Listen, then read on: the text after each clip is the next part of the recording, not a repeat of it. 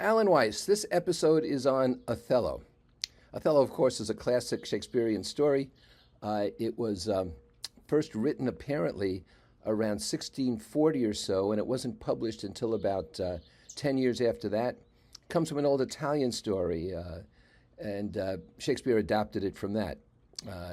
The Moro Count, I think it was, or something like that. And Othello now is being revived on Broadway, and it stars Jake Gyllenhaal, and Denzel Washington, both fantastic actors. Denzel Washington considered one of the best, probably, of the century. It's a limited run, though. You can't get film actors to stay for a long time on Broadway. They can't afford it. And so this is a 15-week run. Now, nobody will say who's getting paid what, but if you look at precedent for something like this, it's fair to assume that Denzel Washington's getting between $50,000 and $100,000 a week, just as an example. The ticket prices for these things, for this particular revival, is at $950 and $990, depending what time of the day it is, which rules out most of the population. Now, Othello is a morality tale. It's anti-racist. It's about toleration. It's about stop regarding people as being different and looking at their differences, but accepting them.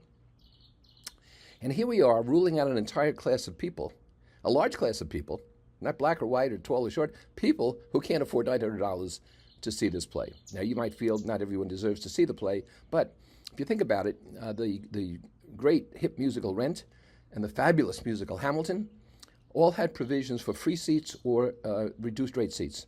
Some were lotteries, some were low-cost tickets. In Rent, they were in the front row.